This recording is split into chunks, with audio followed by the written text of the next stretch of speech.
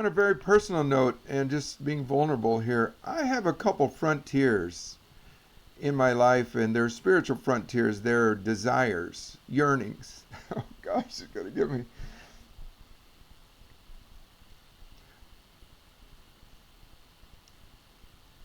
That that really grip me.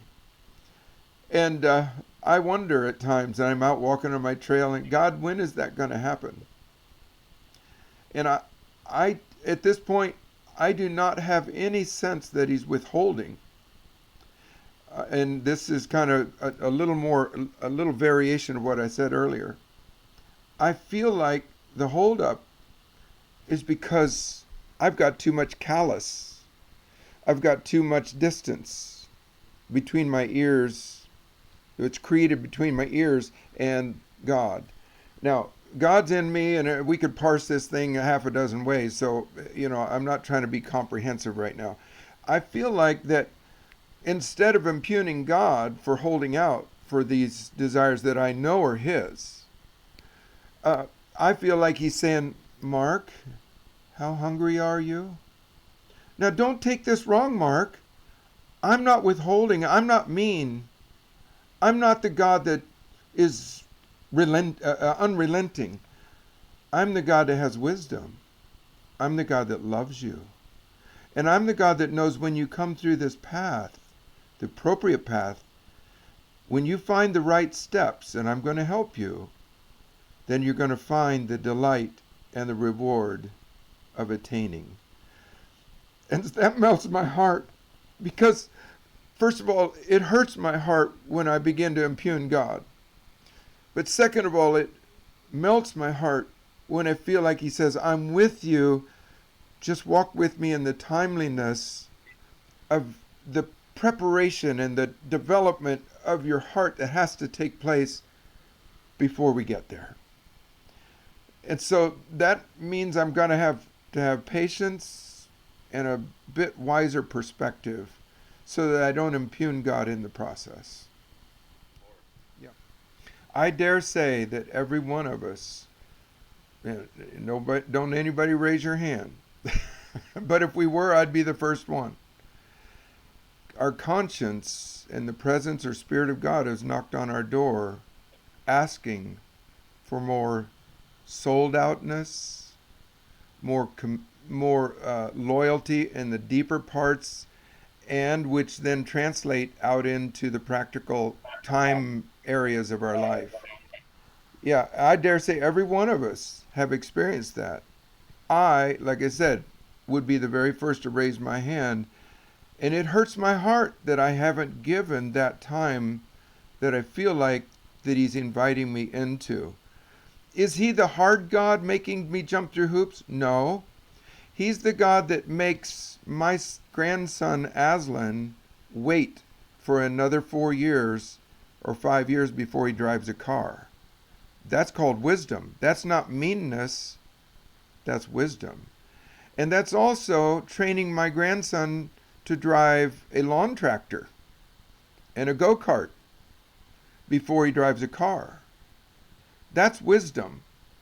And so I want to find myself free from pointing the finger at God and then at the same time accepting His tender invitations. Come away. I'll train you how to drive the lawn tractor. I'll try and train you how to drive a little faster go-kart. And I'll train you how to be safe. And one of these days, I'm going to give you the keys to the car. I'm going to give you the things your heart longs for.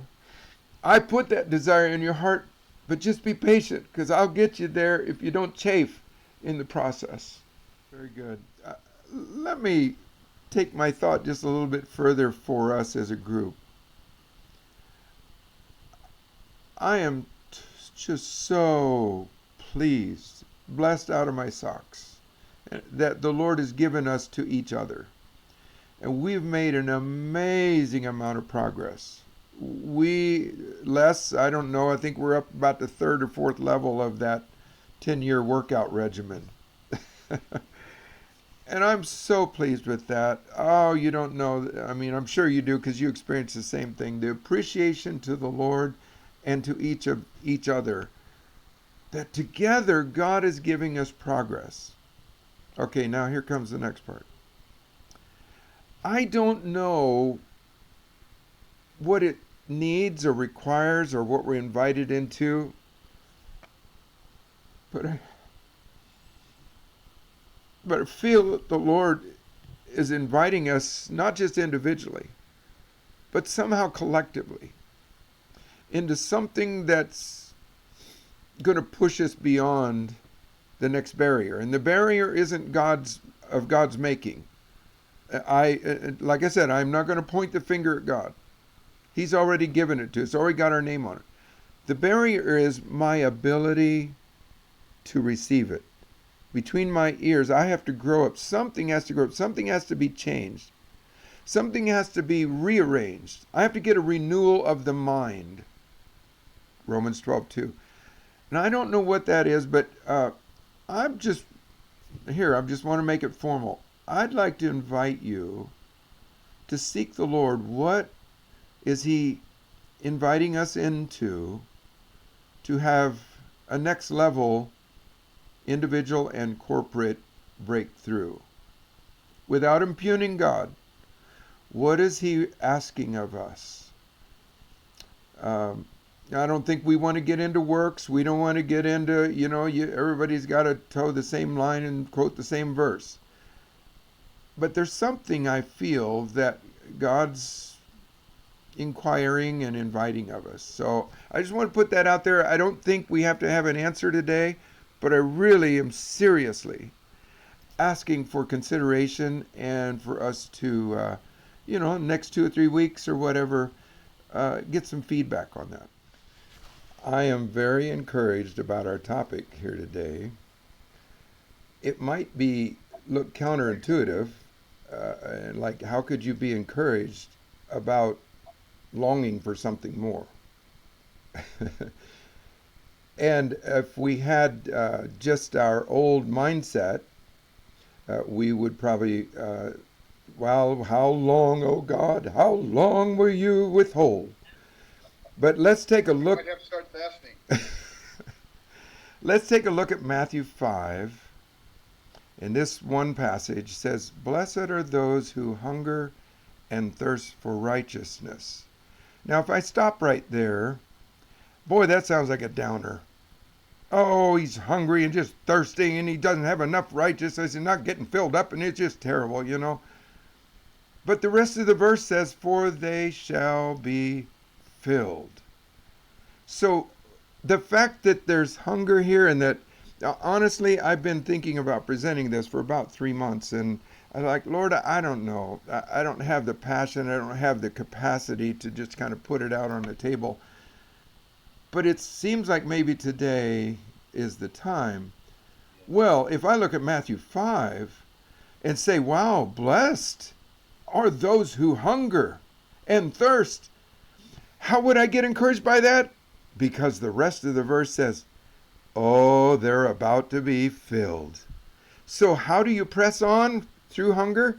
With the expectation that, God, you don't lie. You ain't a liar. You said I would be filled. Now I can't twist his arm and I can't flick a switch, but I can engage.